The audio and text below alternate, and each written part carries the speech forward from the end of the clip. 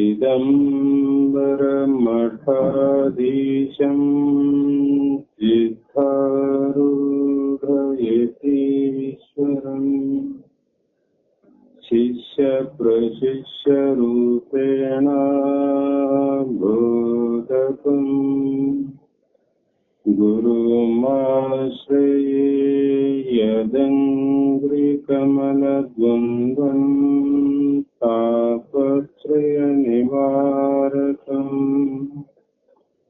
शान्तिकपदं देवं सिद्धारूढमहं भजे सिद्धारूढमहं भजे। जगदादि जगद्गुरु जगद्रक्षक लोक कल्याणकर्तक ಸಿದ್ಧಾರೂಢ ಮಹಾಸ್ವಾಮಿಗಳ ಶ್ರೀ ಚರಣಕ್ಕೂ ಆರೂಢ ಜ್ಯೋತಿ ಶಿವಪುತ್ರ ಮಹಾಸ್ವಾಮಿಗಳ ಪಾದ ಪದ್ಮಕ್ಕೂ ಶ್ರೋತ್ರಿಯ ಬ್ರಹ್ಮನಿಷ್ಠ ಬ್ರಹ್ಮಲೀನ ಸದ್ಗುರು ಬಸವಾನಂದರ ಶ್ರೀ ಚರಣಕ್ಕೂ ಅನಂತ ದೀರ್ಘ ದಂಡ ಪ್ರಣಾಮಗಳನ್ನು ಸಮರ್ಪಿಸುತ್ತ ಸದ್ಗುರು ಸಿದ್ಧಲಿಂಗಪ್ಪ ತಾತ ಕಪಗಲ್ ಇವರನ್ನು ಮನದು ಧ್ಯಾನಿಸುತ್ತ ತಮ್ಮೆಲ್ಲರಿಗೂ ವಂದಿಸುತ್ತ ಈ ದಿನ ಶ್ರಾವಣ ಮಾಸದ ನಿಮಿತ್ತವಾಗಿ ಹಮ್ಮಿಕೊಂಡಂತ ಜ್ಯೋತಿ ಬೆಳಗುತ್ತಿದೆ ಎನ್ನುವ ಗ್ರಂಥಕ್ಕೆ ಕಾರಣೀಭೂತರಾದ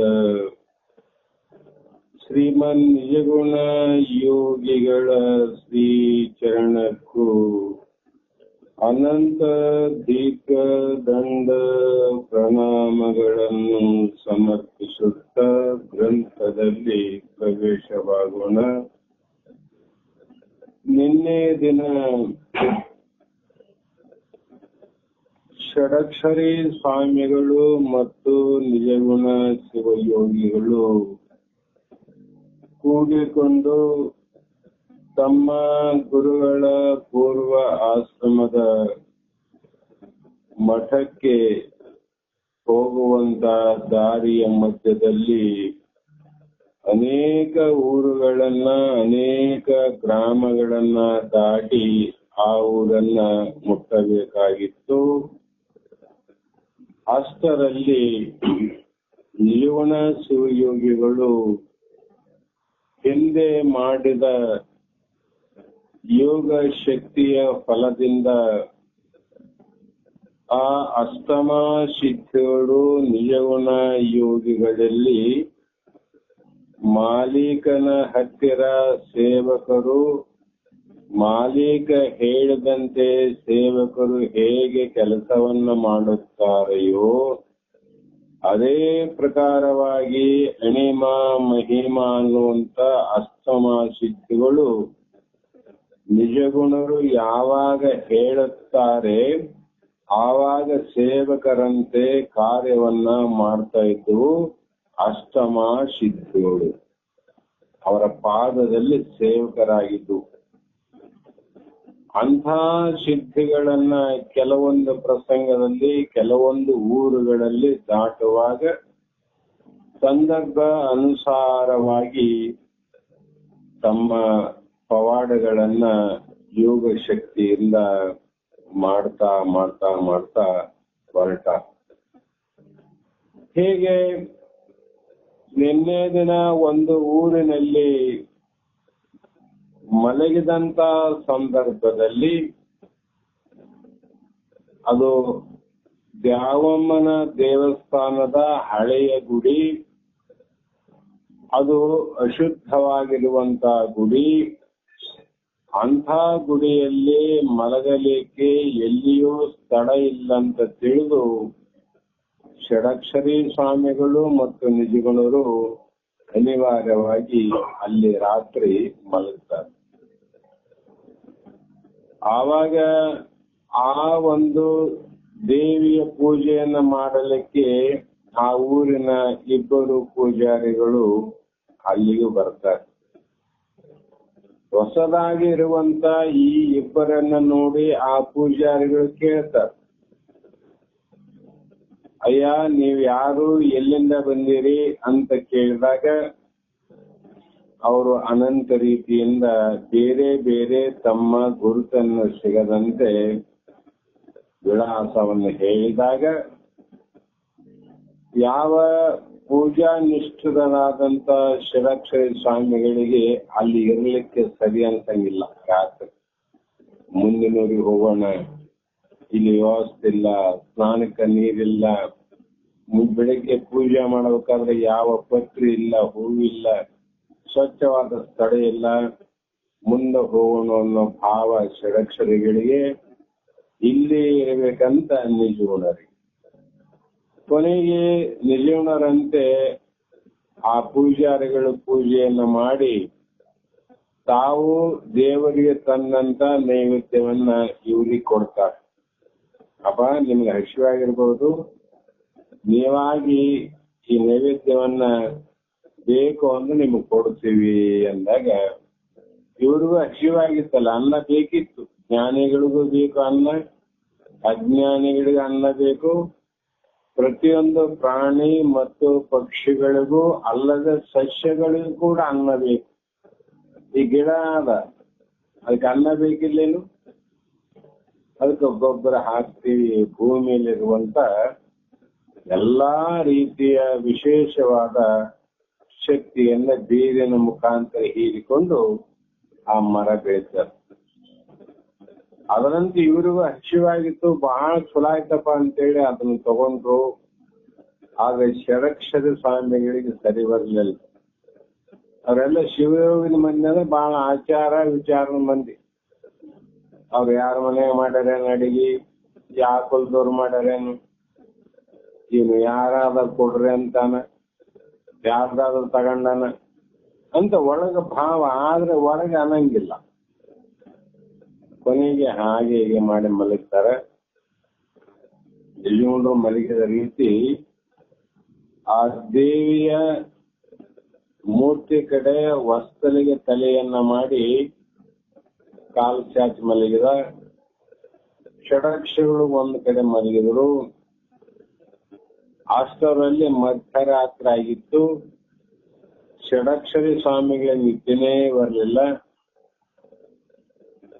ಎದ್ದು ನೋಡಿದಾಗ ಒಂದು ವಿಚಿತ್ರವಾದ ಘಟನೆ ನಡೆದು, ನಿಜಗುಣರು ಕನಸಿನಲ್ಲಿ ಹಾ ಹಾ ಅಂತಿದ್ರು. ಅಂದ್ರೆ ಬಹಳ ದಿನ ನಡೆದು ನಡೆದು ನಡೆದು ಆಯಾಸ ಬಹಳ ಆಗಿತ್ತು. ಆ ಆಯಾಸ ದಣಿವಿಗಾಗಿ ಹಾ ಹಾಯ್ ಹಾಯ್ ಅಂತಿದ್ರು. ಅಷ್ಟರೊಳಗೆ ಷಡಕ್ಷರಿ ನೋಡ್ತಿದ್ರು. ಅಂಥ ಸಂದರ್ಭದಲ್ಲಿ ದೇವಿಯ ದ್ಯಾವಮ್ಮನ ಮೂರ್ತಿಯಿಂದ ಒಬ್ಬ ಸ್ತ್ರೀ ಹೊರಗಡೆ ಬಂದು ನಿಜಗುಣರು ಏನು ಕಾಲು ಚಾಚಿದ್ರು ಆ ಕಾಲಿನ ಕೆಳಗಡೆ ಕೂತು ಆ ನಿಜಗುಣರ ಕಾಲನ್ನು ಒತ್ತಾ ಇದ್ಲು. ಆ ದೃಶ್ಯ ತಂದು ಅವಾಗ ಆಶ್ಚರ್ಯ. ಸಾಮಾನ್ಯ ಅಲ್ಲ ಇದು. ಯಾರೋ ಹೊರಗಿನಿಂದ ಬಂದು ಒಬ್ಬರು ಸೇವೆ ಮಾಡ್ತಾರಂದ್ರೆ ಆ ಮಾತು ಬೇರೆ. ಸಾಕ್ಷಾತ್ ದೇವತೆಯೇ ಹೊರಗಡೆ ಬಂದು ಮಹಾತ್ಮನ ಸೇವೆಯನ್ನ ಮಾಡಿ ಅವರು ದೇವತೆಗಳಾದರೂ ಕೂಡ ಜ್ಞಾನಿಗಳ ಸೇವಕರು ಅಂತ ಅರ್ಥ ಆಯ್ತು. ಅದಕ್ಕೆ ನಾವು ದೇವರು ದೊಡ್ಡವರು ಅಂತ ನಾವು ಅಂತೀವಿ. ದೇವರು ದೊಡ್ಡವನೇ ಇಲ್ಲಂತಲ್ಲ, ದೇವರಿಗಿಂತ ದೊಡ್ಡವರು ಯಾರು ಅಂದ್ರೆ ಜ್ಞಾನಿ ಪುರುಷರು ಅಂತ. ಜ್ಞಾನಿಗಳೇ ಜಗತ್ತಿನಲ್ಲಿ ದೊಡ್ಡವರು. ಆ ಘಟನೆ ನೋಡಿದ್ರು. ಮತ್ತ ಮುಂದ ಊರಿಗೆ ಬಂದ್ರು. ನಾ ಸುಮ್ಮನೆ ನಿನ್ನೆ ನೆನಪು ಮಾಡ್ತೀನಿ, ಪವಾಡದ್ದು. ಮತ್ತೆ ಇನ್ನೊಂದು ಊರಿಗೆ ಬಂದು ಮಲಗಿದಾಗ ಅಲ್ಲಿ ಏನಾಯ್ತು ಅಂದ್ರೆ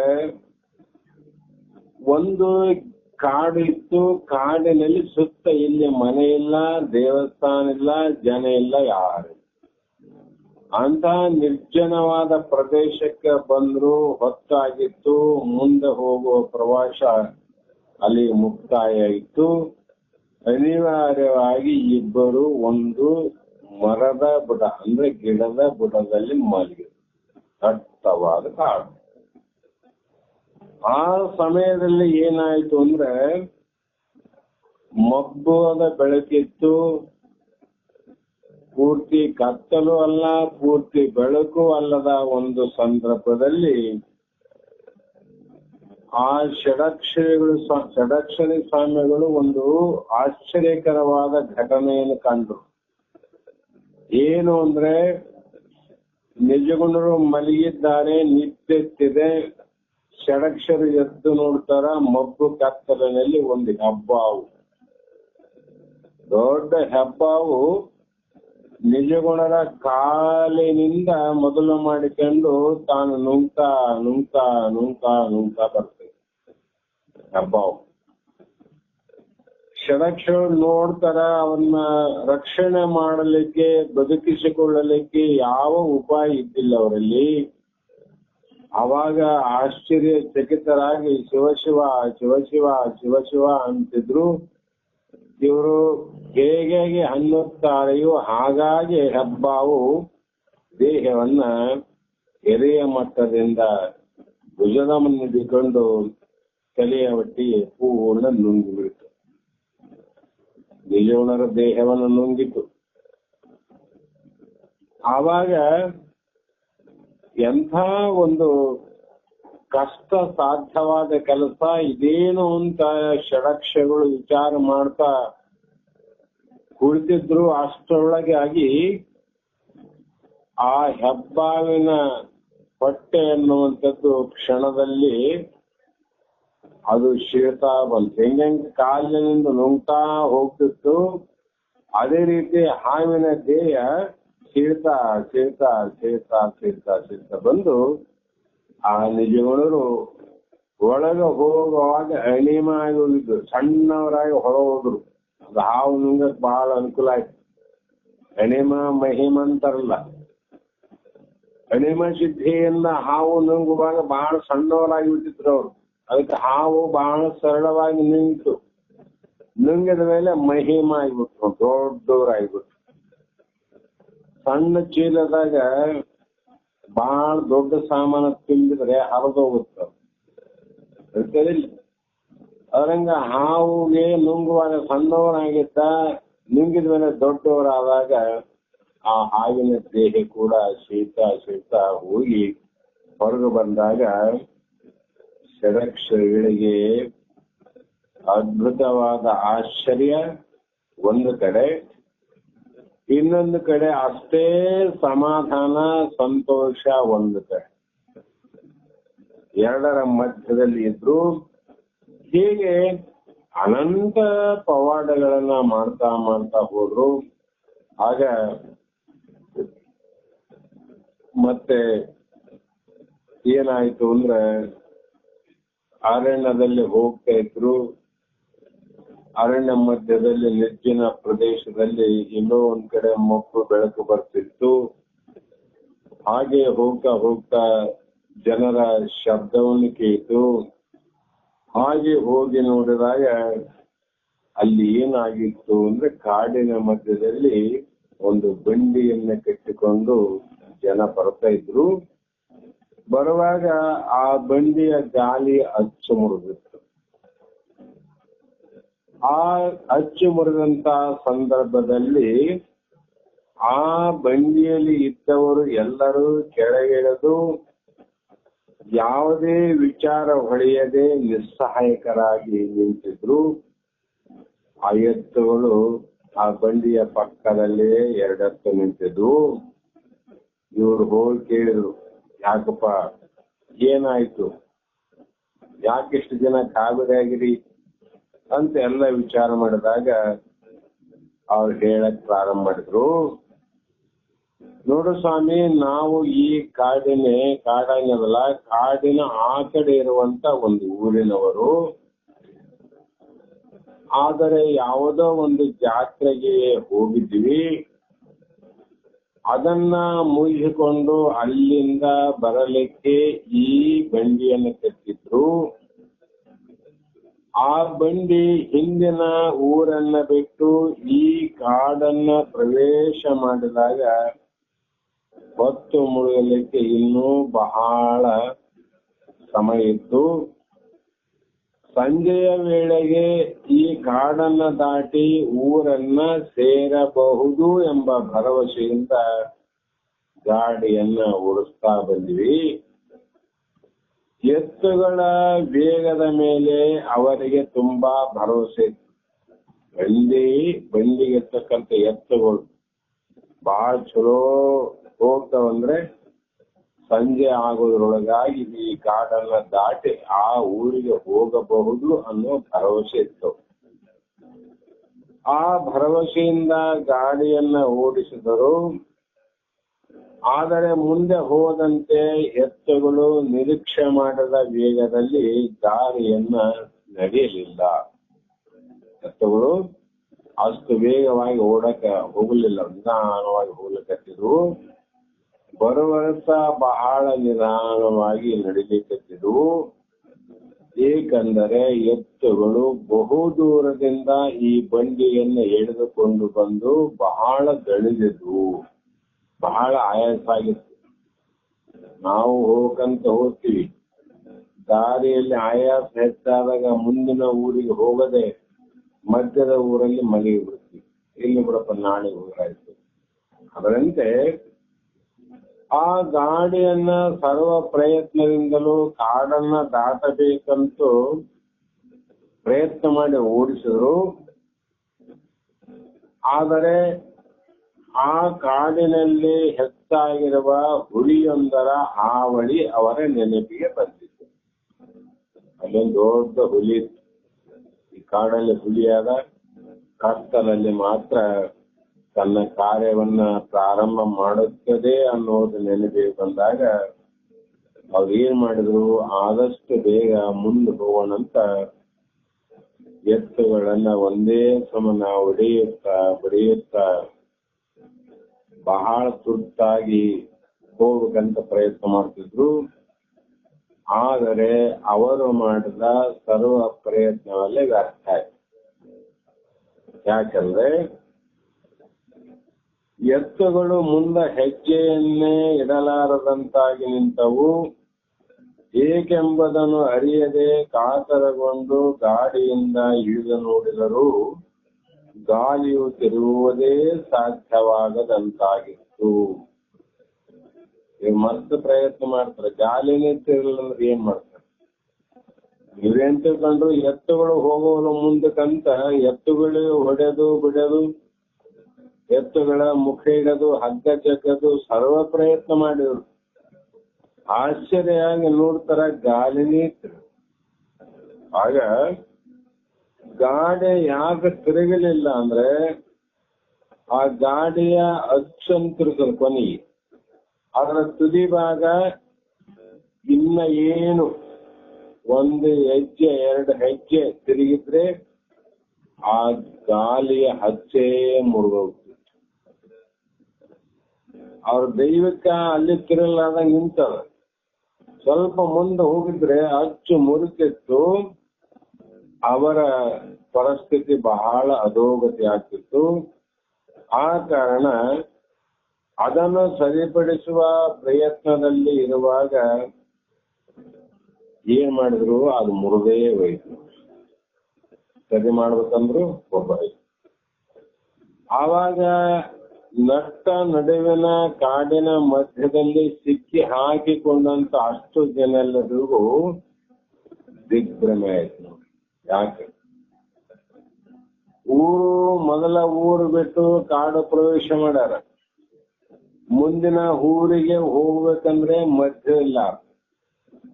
ಕಾಡಿನ ಮಧ್ಯದಲ್ಲಿ ಇದ್ದು ಹಿಂದಕ್ಕೂ ಹೋಗಂಗಿಲ್ಲ, ಮುಂದಕ್ಕೂ ಹೋಗಂಗಿಲ್ಲ. ಅದು ಕಾಡಾದ, ಹುಲಿಯ ಹರ್ಬಟ ಅದ. ಹಾಗಾಗಿ ಅವರೆಲ್ಲರೂ ಬಹಳ ಚಿಂತಾಕ್ರಾಂತರಾಗಿ ಹೆಣ್ಣು ಗಂಡು ಮಕ್ಕಳು ಸರ್ವರು ಪ್ರಾಣವನ್ನೇ ಕೈಯಲ್ಲಿಟ್ಟುಕೊಂಡು ಸಹಾಯಕ್ಕಾಗಿ ಅನಂತ ರೀತಿಯಿಂದ ಗೋಗಿರುತ್ತಿದ್ರು, ಕೂಗುತ್ತಿದ್ರು. ಈ ರೀತಿ ಆದಂತ ಎಲ್ಲಾ ವಿಷಯವನ್ನ ನಿಜವನವರು ಸಂತೋಷದಿಂದ ಕೇಳಿದ್ರು. ಹಿಂಗಾಗಿದೆ ನಮ್ಗ ಸರಿ ಅಂತ ಹೇಳಿ ಕೊನೆಗೆ ಹೇಳಿದ್ರು, ಯೋಚಿಸಬೇಡಿ, ಯಾರು ಚಿಂತೆ ಮಾಡಬೇಡ್ರಿ. ಇದು ಮೊದಲನೇ ಜ್ಞಾನಿಗಳ ಮಾತು. ಜ್ಞಾನಿಗಳ ಮಾತು ಇಷ್ಟ, ಏನನ್ನ ಕಷ್ಟ ಇದೆ ಚಿಂತೆ ಮಾಡ್ಬಿಟ್ರಂತ. ವೈದ್ಯರಾದ್ರಷ್ಟೇ ಎಂಥ ರೋಗಿನ ಬರಲಿ ಯೋಚನೆ ಮಾಡ್ಬೇಡ, ನಾ ಇದ್ದೀನಿ ಅಂತ. ಮನೆಯಲ್ಲಾದಷ್ಟೇ ಹೆಂಡತಿನೇ ಇರಲಿ, ಆ ಹೆಂಡತಿ ಎಂತ ಗಾಬರಿ ಪರಿಸ್ಥಿತಿಯಲ್ಲಿ ಇದ್ದಾಗ ಕೂಡ ಗಂಡನಾದವನ ನಾನು ಇದ್ದೀನಿ, ನೀನ್ ಯಾಕೆ ಚಿಂತೆ ಮಾಡ್ತದಂತ ಇಷ್ಟ ಹೇಳ್ರಿ, ಅವ್ರಿಗೆ ಶಕ್ತಿ ಬಂದಂಗ. ಏನು ಮಾಡಲಿಲ್ಲ, ಬರೇ ನಾನು ಇದ್ದೀನಿ, ನೀನ್ ಯಾಕೆ ಚಿಂತೆ ಮಾಡ್ತದೆ ಅಂದಾಗ ಕಷ್ಟದಲ್ಲಿ ಇರುವಂತ ಅರಣ್ಯ ಮಧ್ಯದ ಜನಕ್ಕೆ ನಿಜವನ ಸ್ವಾಮಿ ಹೇಳಿದ್ರು, ಯೋಚಿಸಬೇಡಿ. ಆ ಎಲ್ಲಾ ಕೆಲಸವು ಹೇಗೆ ಮಾಡಬೇಕೆಂಬುದು ನನಗೆ ಗೊತ್ತು, ಅದನ್ನ ನಾನು ಸರಿಪಡಿಸುತ್ತೇನೆ ಎಂದು ಆ ಗಾಡಿಯ ಬಳಿಗೆ ಹೋಗಿ ಆ ಗಾಲಿಯನ್ನ ಮತ್ತೆ ಸೇರಿಸಿ ಕೀಲಿಯನ್ನು ಇಡುವ ಬಳಿಯಲ್ಲಿ ಅಚ್ಚು ಮುರಿದಿತ್ತು. ಅದು ಇರಬೇಕಲ್ಲ, ಕಡಮನೆ ಕಡಗಿಲಿಲ್ಲದ ಬಂಡೆ ಹೊಡೆಗಡವುದು ಮಾಂಬದೆ, ಕಡೆಯಲ್ಲಿ ಬಂಡಿಗಾರ ಅಂದಂಗ ಅದು ಹಾಕ್ಬೇಕಾಯ್ತು. ನಿಜಗೌಡರು ಅದನ್ನು ಕೈಗೆ ತೆಗೆದುಕೊಂಡರು. ಮುರಿದ ಸ್ಥಳದಲ್ಲಿ ಅದನ್ನ ಸೇರಿಸಿ ಬಾಯಲ್ಲಿ ಏನೇನೋ ಉಚ್ಚಾರ ಮಾಡುತ್ತಾ ಅವೆರಡನ್ನೂ ಸೇರಿಸುವಂತೆ 4 ಬಾರಿ ಕೈಯಿಂದ ಸವರಿದರು. ಎಲ್ಲ ಮುರಿದವರು ಜೋಡಿಸಿ ಹೆಂಗ್ ಸವರ್ತಾರೆ ಗೊತ್ತಿರ್ತಾರೆ. ಹಂಗ ನಿಜಗೊಂಡ್ರು ಅಲ್ಲಿ ಸಾಮಾನ್ಯನ ಏನಿಲ್ಲ, ಸುಮ್ಮನೆ ಹಿಂಗ್ ಸೇರಿಸಿದ್ರು. ಮುರಿದು 2-3 ಸಲ ಏನೇನೋ ಮಂತ್ರಗಳಿಂದ ಅದನ್ನ ಸವರಿದ್ರು. ಆಗ ಹೇಳಿದ್ರು, ನೋಡು ಈಗ ಮೊದಲಿನಂತೆ ಸರಿಯಾಗಿದೆ, ಬನ್ನಿ ಗಾಡಿಯನ್ನ ಎತ್ತೋಣ ಎಂದಾಗ ಎಲ್ಲರೂ ಒಳಗೆ ಬಂದು ನೋಡಿದರು. ಇದೇನು ಆಶ್ಚರ್ಯ, ಅಷ್ಟರೊಳಗೆ ನೋಡಿದ್ರು ಎಲ್ಲ ಸರಿಯಾಗಿತ್ತು. ಆ ಅದ್ಭುತವನ್ನ ಕಂಡು ಆಶ್ಚರ್ಯಗೊಂಡು ಮಾತಿಗೂ ಮೀರಿದ ಭಕ್ತಿ ಭಾವದಿಂದ ನಿಜವನರನ್ನ ನೋಡುತ್ತಾ ಅವರು ಹೇಳಿದಂತೆ ಮುಂದೆ ಆ ಕಾಡಲ್ಲಿ ದಾರಿ ಸಾಗಿತು. ಗಾಡಿ ಸಿದ್ಧ ಆಗ್ಯದ, ಮುಂದೆ ಅವ್ರು ಹೇಳಿದಂಗೆ ಹೋಗ್ಬೇಕಾಗ್ಯದ. ಆದರೆ ಆ ಗಾಡಿಯನ್ನ ಏರಲಿಕ್ಕೆ ಯಾರು ಸಿದ್ಧರಿಲ್ಲ. ನಾವಲ್ಲೇ ನೀವು ಯಾಕೆ ಕಣ್ಣಾರ ಮುರಿದದ್ದು ನೋಡ್ಯಾರ. ಪಂಚರ್ ಆಗ್ಯದ ಗಾಡಿ ಅಂತ ಬಸ್ನ ಕುಂದಿರ್ತು, ನಾ ಮೊದಲಿಂದ ಸುಮಾರ ಅಂತೀವಿ. ನಾವ್ ಹೇಳ್ತೀವಿ ಯಾವ ಜನ ಬರ್ತೀವಿ, ಮೊದಲಿಂದ ಸ್ವಂತೀವಿಲ್ಲ. ಅದರಂತೆ ಅದರಲ್ಲಿ ಇದ್ದ 2 ಹೆಣ್ಣು ಮಕ್ಕಳಂತೂ ಗಡಗಡನೆ ನಡುಗಿ ಹೋಗಿದ್ದರು. ಇನ್ನು ಉಳಿದ 4 ಜನ ಗಂಡಸರು ಮತ್ತು ಗಾಡಿಯನ್ನ ಹೊಡೆಯುವನು ಒಬ್ಬ ನಿಜವನರು ಅವರೆಲ್ಲರನ್ನ ನೋಡುತ್ತಾ ಹೇಳಿದ್ರು, ಎಲ್ಲರೂ ಕತ್ತಿರಿ, ಹಿಂದೆ ಮುಂದೆ ನೋಡಬೇಡಿ, ಗಾಡಿ ಏನು ಮತ್ತೆ ಮುರಿದು ಬೀಳುವ ಹೆದರಿಕೆ ಇಲ್ಲ. ನಿಮ್ಗ ಹೆದರಿಕೆ ಆದ ಮತ್ತೆ ಮುರಿತದಂತ ಯೋಚನೆ ಮಾಡ್ಬೇಡ್ರಿ, ಹಿಂದೆ ಮುಂದೆ ನೋಡ್ಬೇಡ್ರಿ, ಎಲ್ಲರ ಗಾಡಿ ಹತ್ರಿ, ಮತ್ತೆ ಎಂದೂ ಮುರಿಯೋದಿಲ್ಲ ಅಂತ ಹೇಳಿದಾಗ ಅವರಿಗೆ ಸ್ವಲ್ಪ ಮನಸ್ಸಿಗೆ ಏನೋ ಹೊಡೆದಂತ. ಇಷ್ಟೆಲ್ಲ ಹೇಳ್ತಾರಂದ್ರೆ ಇವ್ರು ಯಾರು ವಿಚಾರ ಮಾಡ್ತಾರ ನೋಡ್ರಿ.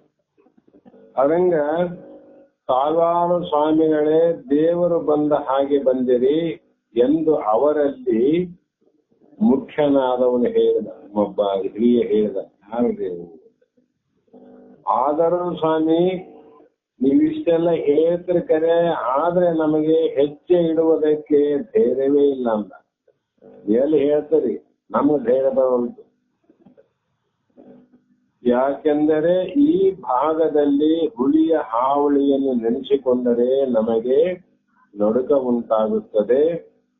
ನಾವು ಜಾತ್ರೆಗಾಗಿ ಬಂದವರು, ಅದನ್ನು ಎದುರಿಸುವುದಕ್ಕೆ ಆಯುಧಗಳು ಆವು ತಂದಿಲ್ಲ.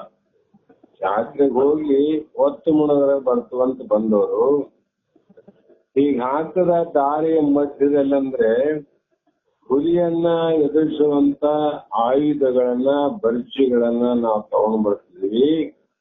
ಅವು ಯಾವಿಲ್ಲ.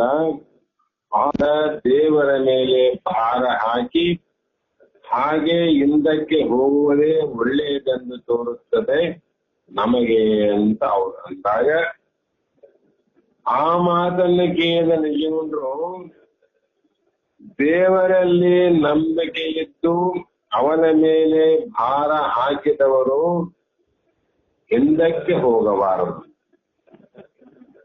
ಅವ್ರ ಉಪದೇಶ.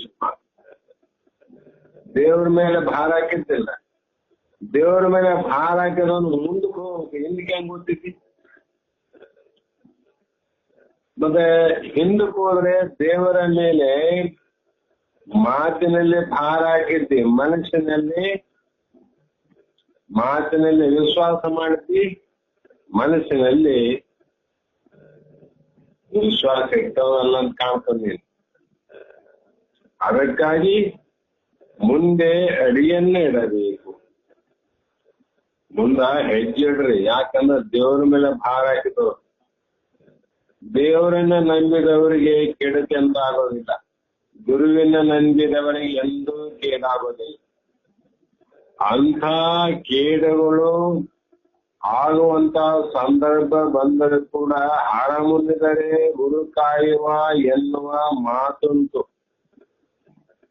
ಪರಮಾತ್ಮ ಒಂದ ಮೇಲೆ ಮನುಷ್ಯ ಮಾಡದ ಇವನ್ ಯಾಕೆ ನಾನು ನೋಡಲು ಅಂತ ಕೈ ಬಿಟ್ಟರು ಕೂಡ ಗುರುನಾಥ ಬಿಡಂಗಿಲ್ಲ. ಅಂಥ ವಾಕ್ಯವನ್ನ ಅನುಭವದಲ್ಲಿ ಇಟ್ಟುಕೊಂಡವರು ನೀವು ಮುಂದೆ ಹೋಗ್ರಪ್ಪ, ಹಿಂದಕ್ಕೆ ಹೋಗ್ಬಾರ್ದು. ದೇವರ ಮೇಲೆ ಭಾರ ಹಾಕಿ ನಡೆಯಿರಿ. ನಾನು ಗಾಡಿಯ ಮುಂದೆ ನಾ ಇರುತ್ತೇನೆ, ನೀವು ಧೈರ್ಯ ಇಲ್ಲ, ಗಾಡಿಯ ಮುಂದೆ ನಾನು ಇರ್ತೇನೆ. ದೇವರ ಮೇಲೆ ಭಾರ ಹಾಕಿ ನೀವು ಗಾಡಿ ಕುಂದು ಇನ್ನು ನಿಮಗೇನು ಅಪಾಯ ಬರಲಿಕ್ಕೆ ಸಾಧ್ಯ ಇಲ್ಲ. ದೇವರ ಮೇಲೆ ಭಾರ ಹಾಕಿ ಅಚ್ಚು ಬರಂಗಿಲ್ಲ. ಮತ್ತೆ ಗಾಡಿಯ ಮುಂದೆ ನಾನು ಇರ್ತೀನಿ, ಹುಲಿಯ ಏನು ನಿಮಗೆ ಸಮಸ್ಯೆ ಆದಲ್ಲ, ಆ ಹಂಜಿಕೆ ನಿಮಗೆಲ್ಲ ಅದು ಏನಿದ್ರು ನನ್ನ ಮೇಲೆ ಮುಗಿಸು ಸಮಾಧಾನ, ಆಮೇಲೆ ನಿಮ್ಮನ್ನ ಈಗಾದರೂ ಬನ್ನಿ ಅಂದಾಗ ಆ ಆತ್ಮವಿಶ್ವಾಸದ ಮಾತುಗಳಿಂದ ಅವರಿಗೊಂದು ಧೈರ್ಯದ ಉರುಗೋಲು ಸಿಕ್ಕಂತಾಯ್ತು. ಜೋಲಿ ಹೋಗುವಾಗ ಒಂದು ಬಡಿಗೆ ಸಹಾಯ ಅಂತ ಕಷ್ಟದಲ್ಲಿ ಇದ್ದಾಗ ಒಂದು ಧೈರ್ಯದ ಮಾತೆ ಮುದುಕನ ಕೈಯಲ್ಲಿ ಬಿಡಿಗಿದ್ದಂಗೆ. ಕಷ್ಟದವರ ಮನೆಗೆ ಹೋದಾಗ ಒಂದು ಎರಡು ಸಾಂತ್ವನದ ಮಾತಾಡಬೇಕು. ಸಹಾಯ ಮಾಡೋದು ಆಗದಿದ್ರು ಹೋಗಲ ಕಡೆ ಸಾಂತ್ವನದ ಮಾತಾಡಬೇಕಂತ. ಏನು ಕೊಡೋದು ಆಗದಿದ್ರು ಪರವಿಲ್ಲ, ಒಂದು ಒಳ್ಳೆಯ ಧೈರ್ಯದ ಎರಡು ಮಾತುಗಳನ್ನು ಕೊಟ್ಟು ಸಾಕು. ಕಷ್ಟ ಕಾಲದಲ್ಲಿ ಮನಸ್ಸಿನಲ್ಲಿ ದುಃಖ ಇದ್ದವರಿಗೆ ಜೋಗು ತುಂಬ ರೊಕ್ಕ ಕೊಟ್ಟರೆ ವ್ಯರ್ಥ. ಹೌದು, ಹಸಿದವನಿಗೆ ಅನ್ನ ಕೊಡ್ಬೇಕಾಗಿದೆ, ಮಾತಿನಿಂದ ತೃಪ್ತಿ ಆಗೋದಿಲ್ಲ. ಹಸಿರು ಬಂದವರಿಗೆ ಬಹಳ ವೇದಾಂತದ ಮಾತು ಹೇಳ್ಕಂತ ಕುಂತ್ರು ಪ್ರಯೋಜನ ಇಲ್ಲ, ಹೊಟ್ಟೆ ಗಾವು ಇರ್ತದೆ. ಅವ್ರಿಗೆ ಮನಸ್ಸಿನಲ್ಲಿ ದುಃಖದಿಂದ ಕೂಡಿದವನಿಗೆ ಹೊರಗಡೆ ರೊಕ್ಕ ರೂಪಾಯಿ ಇಟ್ಟು ತಿನ್ನದ ಕೆಲಸ ಕೊಡಂಗಿಲ್ಲ. ಮನುಷ್ಯನ ದುಃಖ, ಜೋಗ ರೊಕ್ಕ. ಇವ್ ರೊಕ್ಕಗಳು ಎಷ್ಟೇ ಇರಲಿ, 500,000 ರೂಪಾಯಿ ಇರ್ತಾವ ಎಲ್ಲರಲ್ಲಿ. ಹಣದಿಂದನೇ ದುಃಖ ನಿವೃತ್ತಿ ಆಗ್ತದಂದ್ರೆ ಮನುಷ್ಯನ ದುಃಖ ಆಗಬಾರ್ದಲ್ಲ, ಯಾಕೆ ರೊಕ್ಕ ಆಗಲ್ಲ. ರೊಕ್ಕ ಇದ್ದಾಗ ದುಃಖ ಇರಂಗಿಲ್ಲ ಅಂದ್ರೆ ಜೋಬೇಗ ರೊಕ್ಕನೇ ಆಗಲ್ಲ, ದುಃಖ ಯಾಕಾಯ್ತು ಮನಸ್ಸಿನಲ್ಲಿ ಅಂತ ಕೇಳ್ತಾರೆ ಮಹಾತ್ಮರು. ಮನಸ್ಸಿನ ದುಃಖ ಹೊರಗಿನ ರೊಕ್ಕ ಕೆಳಂಗಿಲ್ಲ. ಮನಸ್ಸಿನ ದುಃಖ ಯಾವುದರಿಂದ ನಿವೃತ್ತಿ ಆಗ್ತದಂದ್ರೆ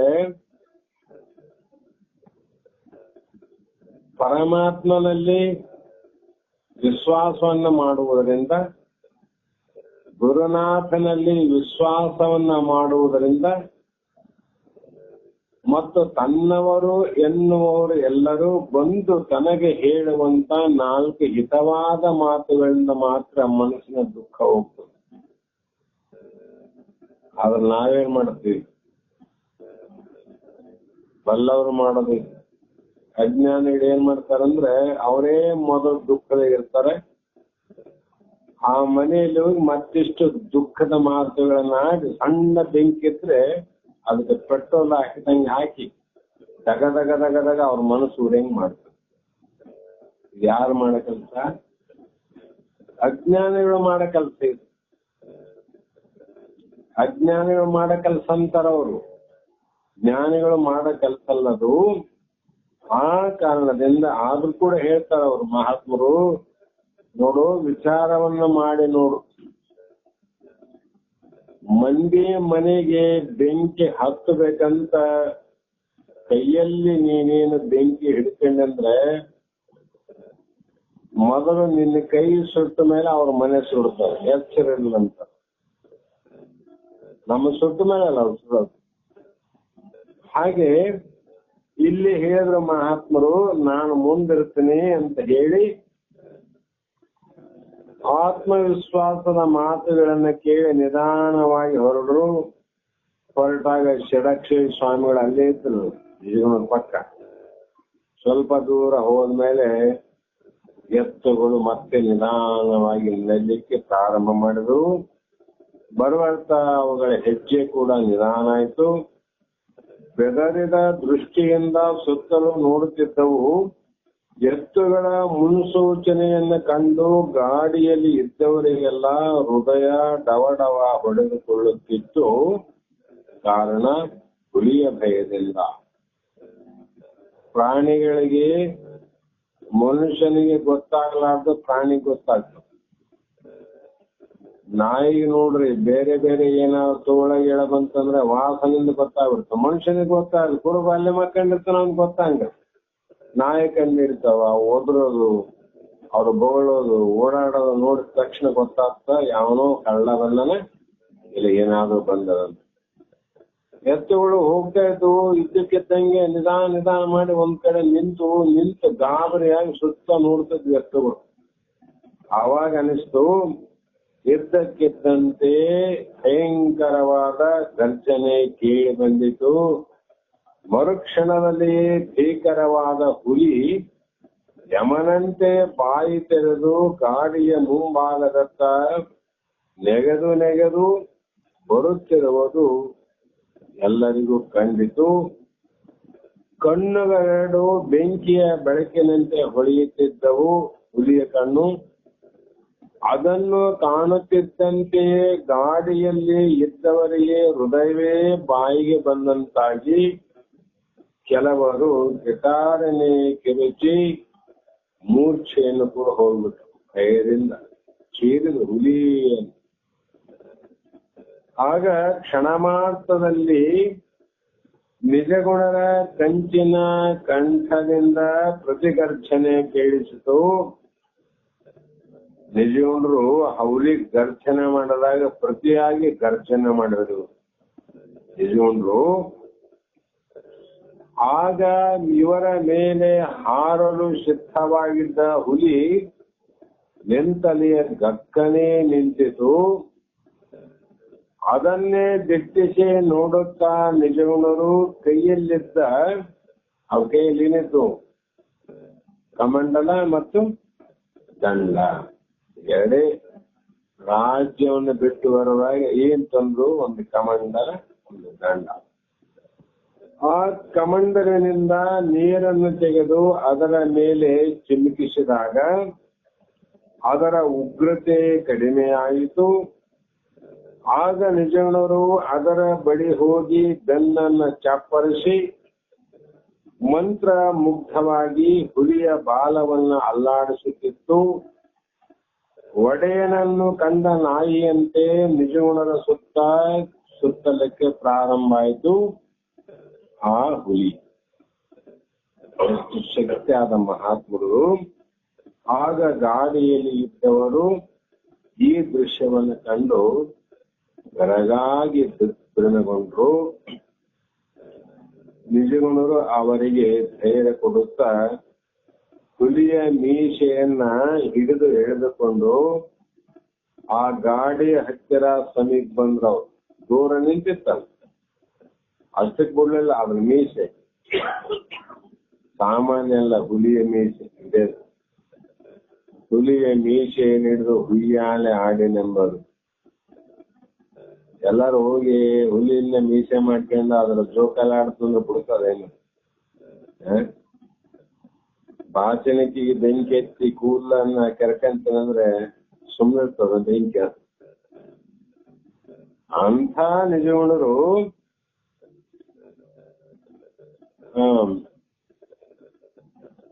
ಎಳೆದುಕೊಂಡು ಗಾಡಿಯ ಸಮೀಪಕ್ಕೆ ಬಂದು ಆ ಹುಲಿಯನ್ನು ನೋಡಿ ಬೆಚ್ಚಿ ಹಿಂಜರಿಯುತ್ತಿರುವ ಎತ್ತುಗಳಿಗೂ ಧೈರ್ಯವನ್ನ ಕೊಡುವಂತೆ ಎತ್ತುಗಳ ಬೆನ್ನನ್ನು ತಟ್ಟಿದರು. ಅನಂತರ ಹುಲಿಯ ಬೆನ್ನ ಮೇಲೆ ನೆಗೆದು ಕುಳಿತುಕೊಂಡು ಗಾಡಿಯಲ್ಲಿ ಕುಳಿತವರನ್ನು ಕುಳಿತು ನಿಜಗೊಂಡು ಹೇಳಿದರು. ಅಷ್ಟಕ್ಕೆ ಬಿಡಲಿಲ್ಲ, ಮೇಜಗಳ ಎಗ್ರ ಮೇಲೆ ಕುಂತು ಸಿದ್ಧಾರೂಢರೆಲ್ಲ ಮಾಡ್ಯಾರ, ಗುರುನಾಥರು ಇವೆಲ್ಲ ಆಗಿವೆ. ಕತೆ ಕೇಳಿರಿ ನೀವು. ಬನ್ನಿ, ಈಗ ಹುಲಿರಾಯ ನಮಗೆ ಮಾರ್ಗದರ್ಶನ ಮಾಡ್ತಾನ. ಈ ಕಾಡಿನಲ್ಲಿ ದಾರಿ ತೋರ್ಸಕ್ ಯಾರಿಲ್ಲ, ಇವನೇ ತೋರಿಸ್ತಾನ ಬರ್ರಿ ಅಂದ ನಾವು ಬಂಡೆಗಿದ್ದವ್ರಿ. ಎಲ್ಲಿ ಕತ್ಲಾಗ ಎಲ್ಲಿ ಹೋಗ್ತದೋ ದಾರಿ, ಎಲ್ಲಿಲ್ಲೋ ಏನು ವಿಚಾರ ಬೇಡ. ಹುಲಿ ನಿಜಗುಣರನ್ನ ಹೊತ್ತುಕೊಂಡು ಮುಂದೆ ಮುಂದೆ ಸಾಗಿತು. ಎತ್ತುಗಳು ಇದನ್ನೆಲ್ಲ ಅರಿತುಕೊಂಡಂತೆ ಈಗ ಹೆದರಿಕೆಯನ್ನು ಬಿಟ್ಟು ಧೈರ್ಯವಾಗಿ ಮುಂದೆ ನಡೆಯುತ್ತಿದ್ದವು. ಅವರು ಊರನ್ನು ಸೇರಿದಾಗ ಮಧ್ಯರಾತ್ರಿ ಆಗಿತ್ತು. ಆಡದಾಗಿ ಊರು ಸೇರಿದರು ಮಧ್ಯರಾತ್ರಿ. ಊರ ಹೊರಭಾಗದಲ್ಲಿಯೇ ನಿಜಗುಣರು ಹುಲಿಯ ಬೆನ್ನನ್ನು ತಟ್ಟಿ ಅದರ ಕಿವಿಯಲ್ಲಿ ಏನೇನೋ ಹೇಳಿದರು. ಆ ಊರಿಗೆ ಹೋದ್ಮೇಲೆ ಬೆನ್ನ ಮೇಲೆ ಕೈಯಾಡಿ ಕಿವಿಗೆ ಏನೇನು ಹೇಳಿದ್ರು.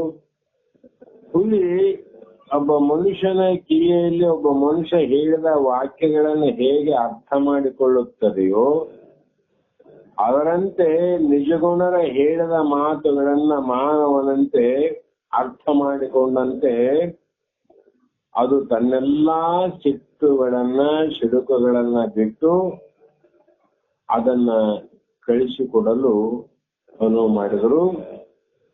ಹುಲಿ ಅವರ ಮಾತನ್ನೆಲ್ಲ ತಿಳಿದುಕೊಂಡಂತೆ ನಿಜಗುಣರಿಗೆ ವಂದಿಸಿ ನಿಧಾನವಾಗಿ ನಡೆದು ಕಾಡನ್ನು ಸೇರಿ ಸ್ವಲ್ಪ ಸಮಯದಲ್ಲಿ ಅದು ಮರೆಯಾಯಿತು ಕಾಡಲ್ಲಿ. ಅನಂತರ ಆ ಜನ ದೇವರಿಗಿಂತ ಹೆಚ್ಚಾಗಿ ನಿಜಗುಣರನ್ನು ಅವರ ಪಕ್ಕದಲ್ಲಿರುವ ಷಡಕ್ಷರಿ ಸ್ವಾಮಿಗಳ ವಿಚಾರವನ್ನ ಮಾಡಿದರು. ಮರುದಿನ ಬೆಳಗಾಯಿತು. ಕ್ಷಣದಲ್ಲಿಯೇ ಈ ವಿಷಯ ಬಾಯಿಯಿಂದ ಬಾಯಿಗೆ, ಜನರಿಂದ ಜನರಿಗೆ ಹರಡಿ ಜನ ಜಾತ್ರೆಯೇ ಸೇರಿ ರಾತ್ರಿ ಹೀಗಾಗಿತ್ತಂತ, ಹಚ್ಚು ಮುರಿದಂತ, ಎತ್ತುಗಳು ನಿಂತುವಂತ, ಹುಲಿ ಬಂತಂತ, ಯಾರೋ ಮಹಾತ್ಮರಂತ ಕೈಯಿಂದ ಹಚ್ಚನ್ನು ಜೋಡಿಸಿರಂತ, ಹುಲಿ ಮೇಲೆ ಕುಂತ್ಕೊಂಡು ಈ ಕಡೆ ಬಂದ್ರಂತ, ಮತ್ತೆ ಹುಲಿಯನ್ನ ವಾಪಸ್ ಕಳಿಸದಂತ. ಇವೆಲ್ಲ ಕೇಳಿದಾಗ ಸಾಮಾನ್ಯ ಆಗ್ತದೆ. ಊರಿಗೂರಿ ಆಶ್ಚರ್ಯ ಆಯ್ತು. ಎಲ್ಲರೂ ಸೇರಿದ್ರು ಅವರ ಮನೆ ಮುಂದೆ. ಆ ದಿನ ಅವರು ಅಲ್ಲಿ ಉಳಿಯದೆ ಗತ್ಯಂತರವಿಲ್ಲವಾಯಿತು. ಬಹಳ ಜನ ಕೇಳಿದಾಗ ಅಪ್ಪ ನಮ್ಮನಿಗೆ ಅಂತ ಅಂದಾಗ ಒಂದ್ ದಿವ್ಸ ಆಗ್ತದೆ. ಅದರಂಗಾಗಿ ಮರುದಿನ ಮುಂಜಾನೆಗೆ ಮುಂಚೆ ಅಲ್ಲಿಂದ ಹೊರಟು ಅವರು ಪ್ರೇಮ ಬಂಧನದಿಂದ ತಬ್ಬಿಕೊಂಡರು. ಮತ್ತೆ ಮುಂದುವರಿಯಿತು ಇವರ ಪ್ರಯಾಣ. ಎಷ್ಟು ಭಕ್ತಿ, ಎಷ್ಟು ಭಾವದಿಂದ, ಬಹಳ ಪ್ರೇಮದಿಂದ ನಿಜಗುಣರ ಸತ್ಕಾರವನ್ನು ಮಾಡಿ ಅವರು ಮಾಡಿದ ಉಪಕಾರವನ್ನ ಸ್ಮರಣೆ ಮಾಡ್ತಾ ಇದ್ರು. ಅಷ್ಟೊಳಗೆ ಇವರು ಮುಂದಿನ ಊರಿಗೆ ಪ್ರಯಾಣವನ್ನು ಬೆಳೆಸಿದರು, ನಿಜಗುಣರು ಮತ್ತು ಷಡಕ್ಷರಿ ಸ್ವಾಮಿಗಳು. ಹೀಗೆ ಇವರ ಎಡೆಬಿಡದ ಪ್ರಯಾಣ, ಇಲ್ಲಿಗಂತಿಲ್ಲ, ಹೋಗದೆ ಆ ಪ್ರಯಾಣ ಮಾಡ್ತಾ ಗುಡಿಕೇರಿ ಪಟ್ಟಣದ ಹತ್ತಿರಕ್ಕೆ ಆ ಪ್ರಯಾಣ ಬಂತು. ಗುಡಿಕೇರಿ ಅನ್ನುವಂತ ಒಂದು ಪಟ್ಟಣ, ಆ ಪಟ್ಟಣಕ್ಕೆ ಪ್ರಯಾಣ ಬಂತು. ಆ ದಿನ ಸಂಜೆ ವೇಳೆಗೆ ಗುರುಗಳ ದರ್ಶನವನ್ನ ಪಡೆಯಬಹುದಲ್ಲವೇ ಸ್ವಾಮಿಗಳೇ? ಗುಡಿಗೇರಿ ಅಂದ್ರೆ ಈ ಗುರುಗಳು ಇರ್ತಕ್ಕಂಥ ಯಾವ ಗುರುವಿನ ದರ್ಶನಕ್ಕೆ ಹೋಗ್ತಿದ್ರು ಆ ಊರು ಬಂದು ವಿಚಾರ ಮಾಡಿದ್ರು, ಇವತ್ತೇ ಗುರುಗಳ ದರ್ಶನವನ್ನ ಮಾಡಬಹುದಲ್ಲವೇ ಅಂತ ಅಂದಾಗ, ಹೌದು, ಇನ್ನೇನು ಈ ಮುಂದೆ ಕಾಣುವ ಹಳ್ಳಿಯನ್ನು ದಾಟಿದರೆ ಅನಂತರ ಸಿಕ್ಕುವುದೇ ಗುಡಿಕೇರಿ. ಈ ಊರು ದಾಟಿದ ತಕ್ಷಣ ಅದೇ ಬರ್ತದೆ, ಇವತ್ತೇ ದರ್ಶನ ಆಗಬಹುದು ಅಂತ ವಿಚಾರ ಮಾಡಿದಾಗ ಷಡಕ್ಷರಿ ಕೇಳಿದ್ರು. ಎದುರಿಗೆ ಒಂದು ಹಳ್ಳಿ ಕಾಣಿಸ್ತಾ ಇತ್ತು. ಆ ಹಳ್ಳಿಯನ್ನು ಪ್ರವೇಶ ಮಾಡುವುದಕ್ಕಿಂತ ಮುನ್ನ ಸೊಂಪಾಗಿ ಬೆಳೆದ ನಿಂತ ತೆಂಗಿನ ತೋಟವನ್ನು ಇವರು ದಾಟಿ ಹೋಗಬೇಕಾಗಿತ್ತು. ಅದು ಎಂಥ ಸಮಯ, ಉರಿದಿಸಲು, ಬಾಯಾರಿಕೆ, ನೀರಡಿಕೆ, ಎಂಥ ಸಂದರ್ಭದಲ್ಲಿ ದೊಡ್ಡ ತೆಂಗಿನ ತೋಟವನ್ನ ದಾಟಿ ಹೋಗಬೇಕಾಗಿತ್ತು. ಎತ್ತರವಾಗಿ ಬೆಳೆದ ತೆಂಗಿನ ಮರಗಳು ಕಲ್ಪವೃಕ್ಷದಂತೆ ಬೆಳೆದು ನಿಂತು ಆ ತೆಂಗಿನ ಕಾಯಿಗಳಿಂದ ಅವೆಲ್ಲವೂ ಕೂಡ ನೂರಾರು ಗುಣಗಳಿಂದ ತೆಂಗಿನಕಾಯಿ ಗಿಡದಾಗ ಕಾಣ್ತಿದ್ವು. ಆ ತೋಟದ ಮಾಲೀಕ ಮರದ ಬುಡದಲ್ಲಿ ಕುಳಿದು ಒಂದು ಮರದ ಕೆಳಗೆ ಕುಂತು ಗಟ್ಟಿಯಾಗಿ ಹಾಡ್ತಿದ್ದ, ಒಂದು ಪದವನ್ನು ಹಾಡ್ತಿದ್ದ ಮಾಲೀಕ ತೆಂಗಿನ ತೋಟದಾಗ. ಯಾವುದು?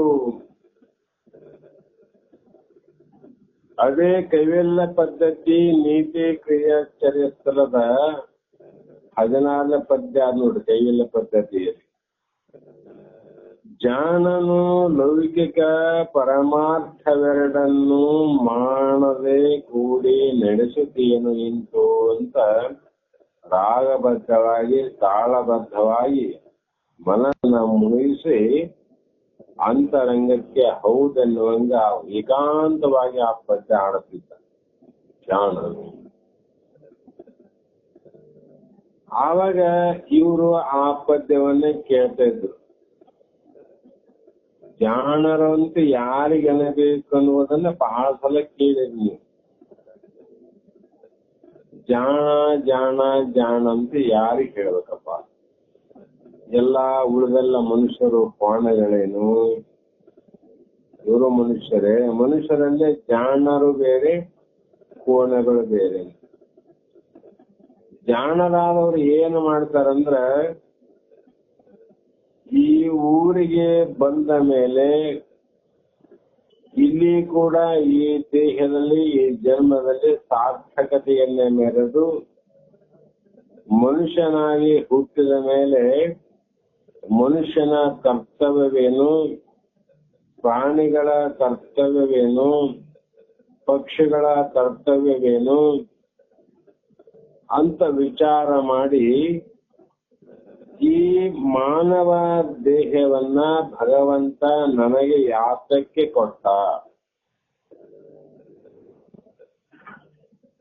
ಪ್ರಾಣಿಗಳು ದೇಹ ಇದೆ, ಪ್ರಾಣಿಗಳಿಗೂ ಆಸೆ ಇದೆ, ಪ್ರಾಣಿಗಳಿಗೂ ಕಾಮ ಇದೆ, ಪ್ರಾಣಿಗಳಿಗೂ ಕ್ರೋಧ ಇದೆ, ಪ್ರಾಣಿ ಪಕ್ಷಿಗೂ ಸಂಸಾರವಿದೆ, ಪ್ರಾಣಿ ಪಕ್ಷಿಗಳಿಗೂ ಹಸಿವಿದೆ, ನೀರಡಿಕೆ ಇದೆ, ಮೈಥುನ ಇದೆ. ಅನಂತ ರೀತಿಯ ಮನುಷ್ಯನಿಗೆ ಇರುವಂತ ಎಲ್ಲಾ ಭೋಗಗಳು ಅವಕ್ಕೂ ಆಗ. ಮನುಷ್ಯನಿಗಿದ್ದ ಭೋಗ ಅವಕ್ಕಿಲ್ಲೇನು? ಅವು ನಿದ್ದೆ ಮಾಡ್ತಾವ, ಅವು ಊಟ ಮಾಡ್ತಾವ, ಅವುಗಳಿಗೂ ಸ್ವಲ್ಪ ಭಯ ಅದ, ಅವುಗಳು ಕೂಡ ಗಂಡು ಹೆಣ್ಣು ಕೂಡಿ 1, 2, 3, 4 ಮರಿಗಳನ್ನ ಹಾಕ್ತಾವ, ಮಕ್ಕಳನ್ನ ಹಿಡ್ತಾವ. ನಮಗೂ ಆಗಲ್ಲ. ಮತ್ತೆ ಅವುಗಳಿಗೂ ನಮ್ಗೆ ಏನ್ ವ್ಯತ್ಯಾಸ? ನಿಮ್ಗೆ ಯಾಕೆ ಜಾಣ ಅಂತ ಕರಿಬೇಕಪ್ಪ? ನಮ್ಗೆ ಯಾಕೆ ಜಾಣ ಅಂತ ಕರೆದಾರ ಮಹಾತ್ಮ? ಆದರೆ ಈ ಮನುಷ್ಯ ದೇಹವನ್ನ ತೊಟ್ಟ ಬಂದ ಮೇಲೆ ಮಾನವನಾದವನು ಮಹಾದೇವನಾಗಿ ಬರ್ತದೆ, ನರನು ಆದವನು ಹರನಾಗಲಿಕ್ಕೆ ಬರುತ್ತದೆ. ಮನುಷ್ಯ ತಾನು ದೇವರನ್ನ ಕಾಣಲಿಕ್ಕೆ ತೊಟ್ಟು ಬಂದಂತ ಈ ಶರೀರ. ಯಾವ ದೇಹದಲ್ಲಿ ಇದಿಲ್ಲ, ಎಲ್ಲಾ ಸಿಗ್ತದೆ ನಮಗೆ. ಪ್ರತಿಯೊಂದು ದೇಹದಲ್ಲಿ, ಪ್ರತಿಯೊಂದು ಶರೀರದಲ್ಲಿ ಎಲ್ಲವೂ ನಮಗೆ ದೊರೀತದೆ. ನಿದ್ರಾ, ಆಹಾರ, ಭಯ, ಮೈತ್ರಿ ಅಂತ ಯಾವ ಶರೀರ ಸಿಗೋದಿಲ್ಲ, ಎಲ್ಲ ಸಿಗಬೇಕಾಗುತ್ತೆ. ಆದರೆ ನೀನು ಈ ಪಾರಮಾರ್ಥವನ್ನ ಸಾಧನೆ ಮಾಡ್ಲಿಕ್ಕೆ ಬರೋದಿಲ್ಲ ತಿಳ್ಕೊಂಡವ್. ಎಲ್ಲ ಮಾಡಕ್ ಬರ್ತದೆ ನಿನಗೆ, ಆದ್ರೆ ಪರಮಾತ್ಮನನ್ನ ಕಾಣಲಿಕ್ಕೆ, ಗುರುನಾಥನನ್ನು ಕೂಡ್ಲಿಕ್ಕೆ ಈ ದೇಹನೇ ಬೇಕು ವಿನಃ ಬೇರೆ ದೇಹಗಳಿಗೆ ಅವು ಬರ್ತಾವ, ಇದು ಬರಂಗಿಲ್ಲ. ಇದೊಂದು ಮಾನವತೆ ಮಾತ್ರ ಬರ್ತದೆ. ಅದಕ್ಕಾಗಿ ಇಂಥ ಅದ್ಭುತವಾಗಿರ್ತಕ್ಕಂಥ ಆ ಪರಮಾತ್ಮನ ಕೊಡುಗೆ ಏನದ, ಭಗವಂತನ ಕೊಡುಗೆ ಇದು. ನಾವ್ಯಾರು ಇದ್ರಾಗೇನ್ ಮಾಡ್ತೀವಿ ನಾವು? ಇವ್ನು ಮಾಡಿ ನೋಡಿದ್ರೆ ಅಷ್ಟು ಆಶ್ಚರ್ಯ ಆಗ್ತದೆ. ಎಲ್ಲ ಮಾಡಲ್ಲ, ಹೆಂಗ್ ಮಾಡಲ್ಲ, ಚಂದ ಮಾಡಲ್ಲ, ಏನ್ ಅದನ್ನ ಲೆಕ್ಕ ಹಾಕಂಗಿಲ್ಲ.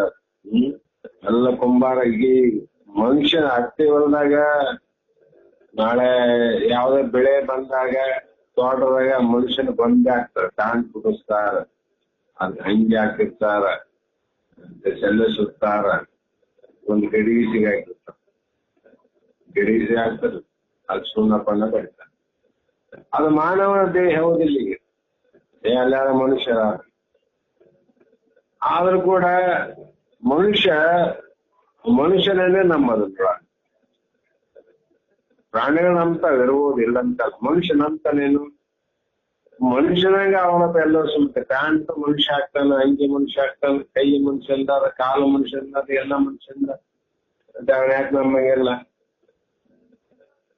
ಅಲ್ಲಿ ವ್ಯತ್ಯಾಸ ಅದ. ಮುಖ ಮಾಡ್ಯಾನ, ಕುಂಬಾರ ಗಡಿಗೆ ಮಾಡಿದಂಗ ಮಾಡಿ ಸಿಗಾಕಂಗಿಲ್ಲ.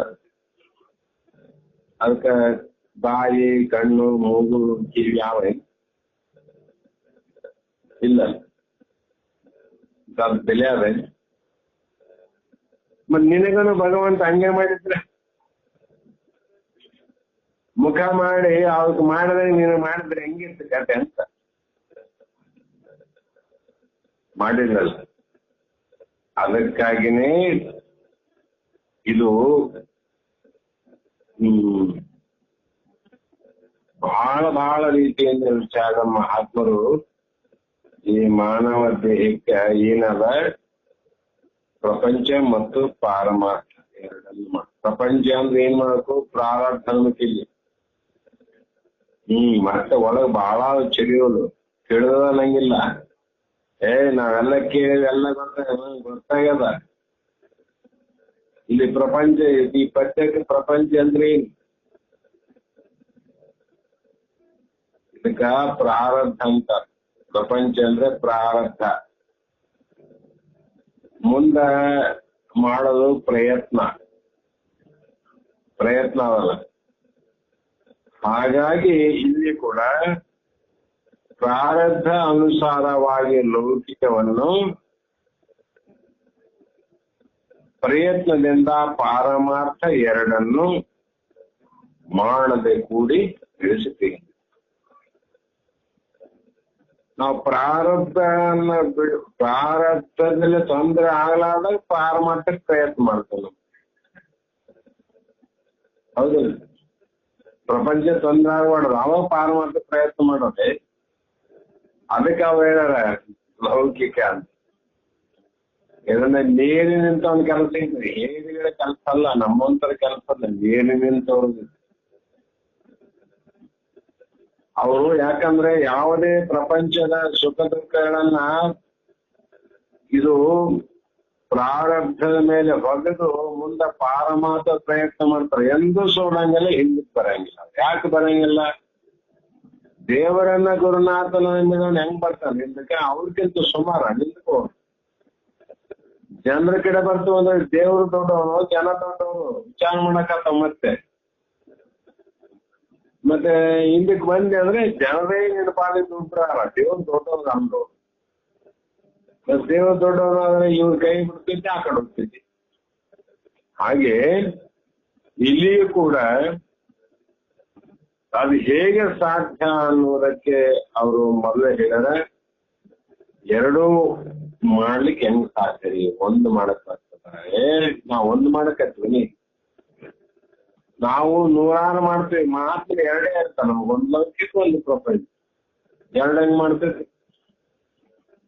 ಮತ್ ದಿವ್ಸಕ್ಕೆ ನೀ ಏಸು ಮಾಡ್ತೀವಿ, ಪ್ರಪಂಚದ ಏಸು ಮಾಡ್ತೀವಿ, ಒಂದೇ ಮಾಡಿವಿ ನಾವು. ಅನಂತ ರೀತಿ ಮಾಡ್ತೀವಿ, ಆದರೂ ಕೂಡ ಅದರ ಅರಿವಿಲ್ಲ ನಮಗೆ. ಅದರ ಅರಿವಿಲ್ಲೇ ನಾವು ಅದು ಹೇಗೆ ಸಾಧ್ಯ ಅಂತ ಅಜ್ಞಾನ ಕುಂತೀವಿ. ಅದಕ್ಕೆ ಅವ್ರು ಹೇಳಿದ್ರು, ಕೊಳನೆ ಹೊಕ್ಕರೆ ಒಡಲಿನ ತಂಪು, ಬಿಸಿಲಿನ ಜಳವನ್ನು ಮಿಕ್ಕ ಮೈಯು ಕಾಣ್ಬನಂತೆ, ತಿಳಿವಿನ ಸುಖವನ್ನು ವಿಷಯ ಬಾಧೆಯನ್ನು ಸಂಗೊಳಿಸುತ್ತೆ, ಸಮಯವೊಂದರು ಐಕತೆಯನ್ನು ಜಾಣನು. ಹೀಗೆ ಆತ ಆಡುವಂತ ತೆಂಗಿನ ತೋಟದ ಬುಡದಲ್ಲಿ ಕುಂತು ಆ ಮಾಲೀಕನ ಹಾಡನ್ನು ಕೇಳಿದಾಗ ನಿಜಗುಣರ ಮುಖವನ್ನು ನೋಡಿದ್ರು ಷಡಕ್ಷರ ಸ್ವಾಮಿ ಇಬ್ರು ಕೇಳಕತ್ತಲ್ಲ. ತಮ್ಮ ಹಾಡನ್ನು ಒಬ್ಬ ತೋಟಿಗನು ಹಾಡುತ್ತಿರುವುದನ್ನು ಕಂಡು ನಿಜಗುಣರಿಗೆ ಆಶ್ಚರ್ಯ ಆಯ್ತು. ಯಾರು ಬರೆದಾರ? ನಿಜಗುಣರು. ಕೈವಿಲೆ ಪದ್ಧತಿಯಲ್ಲಿ ಬರೆದ ಪದ್ಯವನ್ನ ಒಬ್ಬ ಸಾಮಾನ್ಯ ತೋಟದಲ್ಲಿ ಕುಂತಂತ ವ್ಯಕ್ತಿ ಹಾಡ್ತಾನ ಅಂದಾಗ ಅವನಿಗೆ ಅನಿಸ್ತು, ಅವರ ಹಾಡುಗಳು ಎಲ್ಲ ಅಕ್ಕಪಕ್ಕದ ಸುತ್ತಲಿನ ಜನರಲ್ಲಿ ನಮಗೆ ಹೇಗೆ ದೇಹದಲ್ಲಿ ರಕ್ತ ಬರುತ್ತಂತೆ ಜನಜೀವರ ಮನದಲ್ಲಿ ನಿಜಗುಣದ ಹಾಡುಗಳು ಬೆರೆತು ಉಂಟು. ಎಲ್ಲೆಲ್ಲೂ ನೋಡಿ ನಿಜಗುಣ, ನಿಜಗುಣರ ಮಾರ್ಗದರ್ಶನ, ನಿಜಗುಣರ ತತ್ವ ಎಲ್ಲವನ್ನು ಕೇಳಿದಾಗ ಅವಾಗಂದ್ರು ಇದಕ್ಕಿಂತ ಹೆಚ್ಚಿನ ಸಾರ್ಥಕತೆ ಇನ್ನೇನು ಬೇಕಂದ್ರು.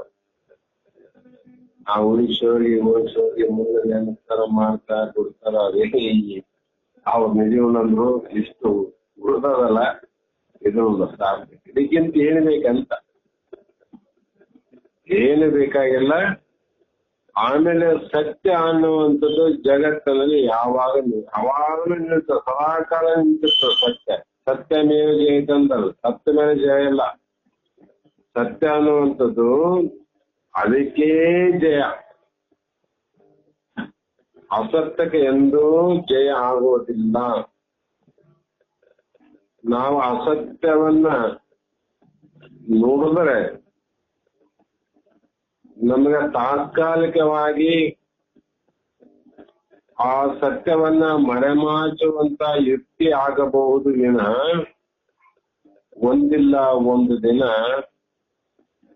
ಆ ನಮ್ಮ ಅಸತ್ಯತೆಯನ್ನು ನಾಶ ಮಾಡಿ ಹೆಂಗ ನಿಜೋಡ ಹಾಗನೆ ಹೊಟ್ಟೆಯಲ್ಲಿ ಹೋಗಿ ಮತ್ತೆ ಹೊರಗೆ ಬಂದ್ರು, ಅದ್ರಂಗ ಅಜ್ಞಾನಿಗಳ ಹೊಟ್ಟೆಯಲ್ಲಿ ಹೋಗ್ತದ, ಮತ್ತೆ ಒಂದ್ ದಿವಸ ಹೊರಗೆ ಬರ್ತದ. ಅಲ್ಲಿ ಹೋಗಿ ಕಾಣ್ಲಾರ್ದಂಗ ಆಗ್ತದ, ಕೊನೆಗೆ ಒಂದ್ ದಿವಸ ಕಾಣ್ತಲ್ಲ ಅವ್ರಿಗೆ. ಹಾಗೆ ಉದ್ಧಾರ ತೆಗೆದ್ರು ಷಡಕ್ಷರಗಳು. ಇದಕ್ಕಿಂತ ಹೆಚ್ಚಿನ ಸಾರ್ಥಕತೆ ಏನದಪ್ಪ? ನಿಜಗುಣರಿಗೂ ಆ ಮಾತು ಸಮಾಧಾನ ತಂತು. ಆಸ್ಥಾನದಲ್ಲಿ ಷಡಕ್ಷರಗಳು ತೋಟಿಗನೆಲ್ಲ ಕೂಗಿ ಕರೆದು ಹತ್ತಿರಕ್ಕೆ ಆತ ಎದ್ದು ಒಳಗೆ ಬರುತ್ತಿದ್ದಂತೆ ಷಡಕ್ಷರ ಕೇಳಿದ್ರು, ಈಗ ನೀನು ಹಾಡ್ತಿದ್ದಲ್ಲಪ್ಪ, ಆ ಹಾಡನ್ನ ಬರೆದವರು ಯಾರು ಗೊತ್ತೇನೋ ಅಂತ ಕೇಳಿದ. ಅವಾಗ ಆ ಹಾಡು ನಿಮಗೆ ಹಿಡಿಸಿತೆ ಸ್ವಾಮಿ, ಅದನ್ನು ಬರೆದವರು ನಿಜಗುಣ ಶಿವಯೋಗಿ ಎಂಬ ದೊಡ್ಡ ಒಬ್ಬ ಮಹಾತ್ಮರಂತ ಅವ್ರು. ದೊಡ್ಡ ಮಹಾತ್ಮ. ಷಡಕ್ಷಗಳು ನಿಜಗುಣರನ್ನ ನೋಡಿ ಮುಗುಳು ನಟ್ಟು ಅವನು ಗೊತ್ತಿಲ್ಲ ಇವ್ರೆ ಅಂತ. ಅಷ್ಟರಲ್ಲಿ ನಿಜಗುಣರು ಮಾತನ್ನ ಬೇರೆ ಕಡೆ ತಿರುಗಿಸುವುದಕ್ಕಾಗಿ ತೋಟಿಗೆ ನನ್ನ ಕರೆದು, ಅದು ಹಾಗಿರ್ಲಿ, ಅದು ಯಾರನ್ನ ಬರ್ಲಿ ಯಾರನ್ನ ಹಾಗಿರ್ಲಿ, ಅದು ಬಿಟ್ಬಿಡು, ಬಿಸಿಲಿನಿಂದ ಬಹಳ ದಣಿವಾಗ್ಯದ, ಅದಕ್ಕ ನಮಗೆ ಎರಡೆರಡು ಎಳನೀರನ್ನ ಹಿಡಿದು ಕೊಡು, ಅದು ಕುಡು ಸಮಾಧಾನ ಅಂತಂದ. ಅವಾಗ ಯಾವ ಸಂಕೋಚಗಳು ಇಲ್ಲದೆ ಅಧಿಕಾರ ವಾಣಿಯಿಂದ ಕೇಳುತ್ತಿದ್ದ ನಿಜಗುಣರ ಈ ಬೆತ್ತತನ ತೋಟಿಗನಿಗೆ ಆಶ್ಚರ್ಯವನ್ನುಂಟು ಮಾಡಿತು. ಕ್ಷಣಕಾಲ ಅವರನ್ನೇ ನೋಡಿ ಹೇಳಿದ, ಇಲ್ಲ ಸ್ವಾಮಿ, ಆ ಕಾಯಿಗಳನ್ನ ಯಾರಿಗೆ ಕೊಡುವುದಿಲ್ಲ ಅಂತ. ಎಷ್ಟು ಸ್ವಾಕ್ಯವರಿ, ಎರಡೆರಡು ಕಾಯಿ ಇಳಿಸಿ ಕೆತ್ಕೊಡ್ಬೇಕು ಅಂತ ಕೊಡುದು ಅಂತಾರಂತ. ಏನ್ ನಯ ವಿನಯ, ಏನಪ್ಪ ಒಂದು ಕೊಡು, ಹಿಂಗಾಗ್ಯದ ಅಂತ ಕೇಳ್ಬೇಕಿಲ್ಲ. ಒಮ್ಮೆಲೆ ಹಿಂಗ್ ಕೇಳ್ತಾರಂದ್ರೆ ಕೊಡಕ್ಕಾಗಿಲ್ಲ ಅಂತ ಅಂದಾಗ ಏಕೆ ಅಂತ ಕೇಳಿದ್ರು. ಯಾಕೆ ಕೊಡಕ್ಕಾಗಲ್ಲ ಅಂತ ಜೀವನ ಪ್ರಶ್ನೆ ಮಾಡಿದ್ರು. ಮರವನ್ನು ಹಚ್ಚುವವರು ಯಾರಿಲ್ಲ, ಗೊತ್ತಾಗ್ಬಿಟ್ಟವ್. ಆತ ನೆಪವನ್ನ ಮುಂದೆ ಹೊಟ್ಟಿದ, ಆದರೆ ಹಸ್ತಕ್ಕೆ ನಿಜಗೊಂಡು ಬಿಡುವಂತಿರಲಿಲ್ಲ. ಇವರು ಬಿಡ್ಲಿಲ್ಲ. ಸರಿ, ಹಾಗಾದರೆ ನಾನೇ ಕೆರೆದುಕೊಳ್ಳುತ್ತೇನೆಂದ. ಈ ಸನ್ಯಾಸಿ ಸುಲಭವಾಗಿ ಬಿಡುವನಲ್ಲ ಎಂದೆನಿತು. ಆತ ಹೇಳಿದ, ಇಲ್ಲ, ಅವುಗಳನ್ನು ನಾನು ಕೊಡದೆ ಇರುವುದಕ್ಕೆ ಒಂದು ಕಾರಣ ಅಲ್ಲ. ನಾನು ಕಾಲ ನೀ ಹೇಳ್ತಿದ್ದೆ ಗೊತ್ತು ನನಗೆ, ಆದ್ರೆ ಬೇರೆ ಕಾರಣ ಅದ. ಈ ಸಾರಿಯ ಏನ್ ಹೊಸದಾಗಿ ಬರಕ್ಕೆ ತಪ್ಪಲ್ಲ.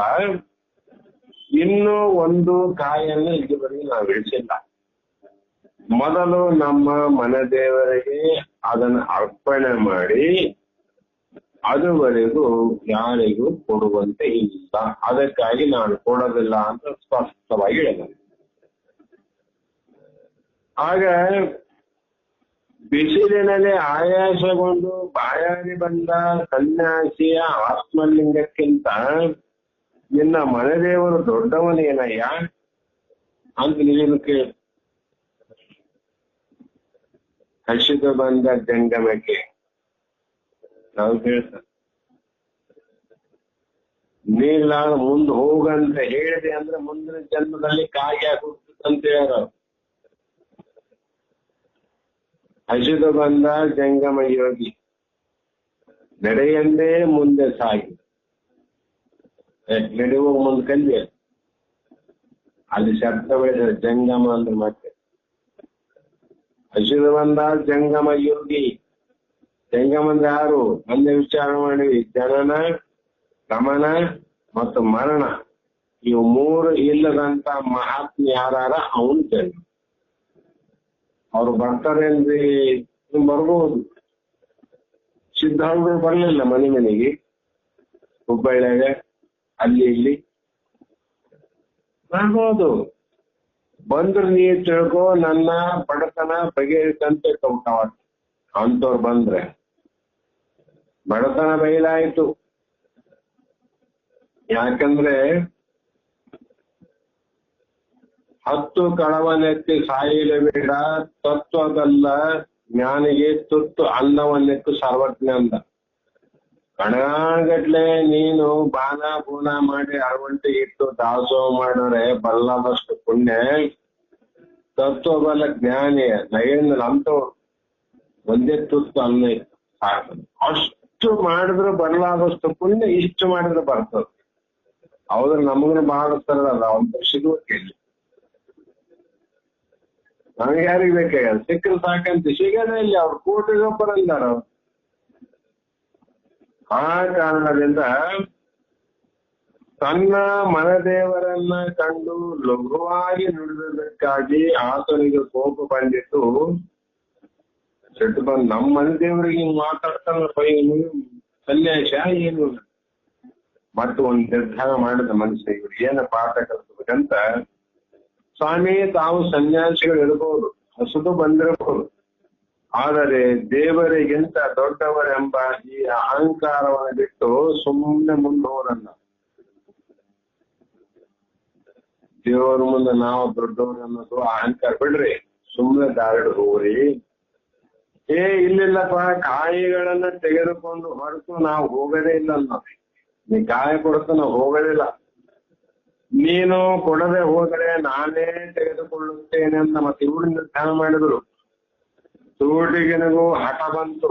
ಅವ ಇವ್ರಿಷ್ಟ ಮಾಡ್ತಾರಂದ್ರೆ ನೋಡಮಂದ, ಹುಚ್ಚ ಸನ್ಯಾಸಿ, ನಾನು ಕೊಡದೆ ಹೋದರೂ ನೀನು ತೆಗೆದುಕೊಳ್ತೀಯ, ಅದು ಹೇಗೆ ತೆಗೆದುಕೊಳ್ಳುತ್ತೀಯೋ ನಾನೂ ನೋಡುತ್ತೇನೆ ಅಂತ ಆತಂದ. ಆಗ ಗುರುಗಳ ದರ್ಶನ ಪಡೆಯುವ ಆತುರದಲ್ಲಿದ್ದ ಷಡಕ್ಷರಿಗಳಿಗೆ ಈ ನಿಜಗುಣರ ಅನಾವಶ್ಯಕವಾದ ಕಲಹ ಇರಿಸಲಿಲ್ಲ. ಅವರು ಅದು ಬೇಡವೆಂದು ಹೇಳುತ್ತಿದ್ದರು. ನಿಜಗುಣರು ಅವನು ಕೇಳದ ಬಿಡ್ಲೇ ಇಲ್ಲ. ಸುಮ್ಮನೆ ಯಾಕೆ ಅನ್ಕೊಂತ ಮರೆ, ಅವನು ಕೊಡಂಗಿಲ್ಲ ಅಂತಾನೆ ಬಿಡಂಗಿಲ್ಲ ಅಂತಿದ್ವಿ.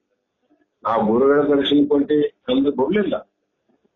ನೋಡುತ್ತೀಯ ಹಾಗಾದರೆ ಎಂದು ತೋಟಿಗನಿಗೆ ಹೇಳುತ್ತಾ ತಲೆ ಎತ್ತಿ ತುಂಬಾ ಫಲಭರಿತವಾದ ಒಂದು ಮರವನ್ನು ದಿಟ್ಟಿಸಿ ನೋಡಿದರು.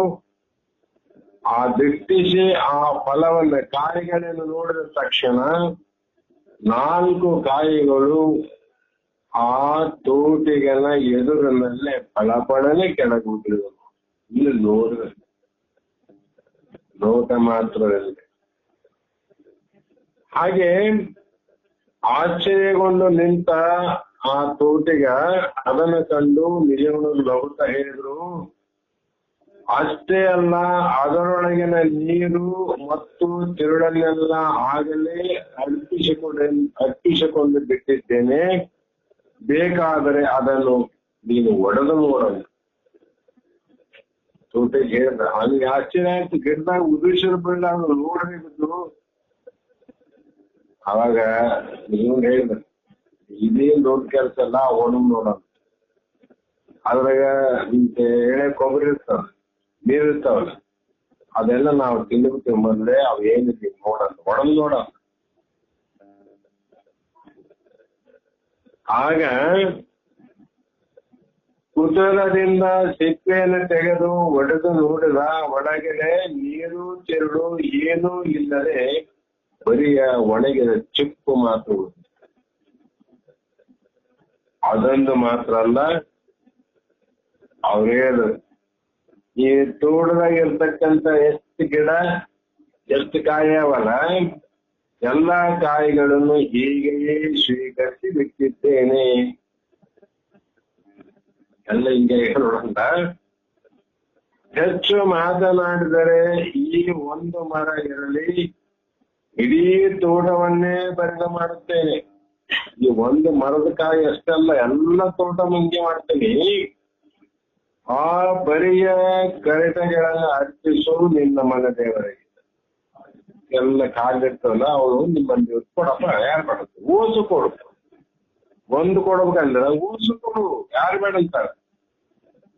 ಮನ ದೇವರಿಗೆ ಕೊಡು, ಆ ದೇವರು ಎಂದು ಸಂತೋಷ ಪಡಲಪ್ಪ ಎನ್ನುತ್ತಾ ನಕ್ಕರು ನಿಜಗುಣರು.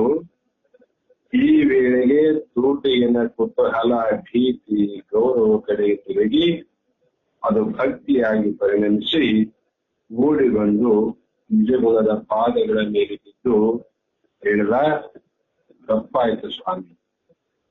ನಿತ್ಯ ಕಾಡುವ ಸಾಮಾನ್ಯ ಸನ್ಯಾಸಿಗಳಂತೆ ನೀವು ಒಬ್ಬರೆಂದು ತಿಳಿದೆ. ಹೊತ್ತು ನೋಡೋದು ಅಂದ್ರೆ ಪ್ರತಿನಿತ್ಯ ಇಂಥ ಸನ್ಯಾಸಿಗಳು ಅವರು ಬಂದು ಕಾಡದೆ ಬೇಡದೆ ಕುಡದೆ ಹೋಗೋದು. ಅದ್ರಂಗೆ ನೀವು ಬಂದವ್ರು ಅಂತವ್ರಂತ ನಾ ತಿಳ್ಕೊಂಡಿನಿ.